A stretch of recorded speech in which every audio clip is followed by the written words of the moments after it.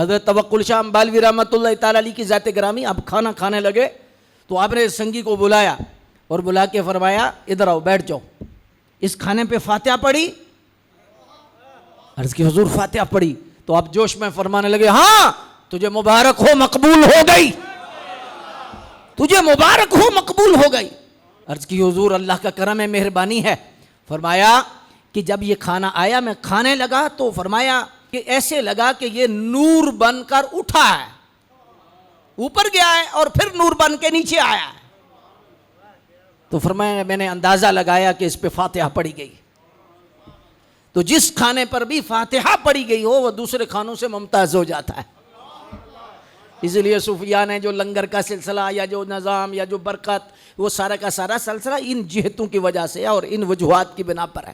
کھانے سارے کھانے ہوتے ہیں، لیکن جس کا تعلق قرآن سے ہو جائے، جس پر بسم اللہ پڑھی جائے، جس پہ قرآن پڑھا جائے، جس پہ ذکر کیا جائے، اس پہ اور برکت ہو جاتی۔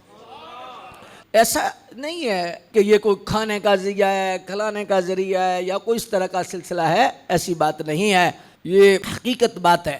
اب نہ ماننے والوں کو تو بہت سارے دلائل دیے جائیں، جنہوں نے نہیں ماننا انہوں نے نہیں ماننا۔ تو اس لحاظ سے قرآن مجید فرقان حمید جس کھانے پہ پڑھا جائے، کلام پڑھا جائے، اس میں برکت شامل حال ہو جاتی ہے۔ یہ صاحب نظر لوگ باقاعدہ دیکھتے بھی ہیں اور ان کے تجربے میں بھی یہ بات بالکل شامل ہے۔ اس میں شکوک و شبہات نہیں پیدا ہونا چاہیے اور نہ یہ ایسا ذہن رکھنا چاہیے۔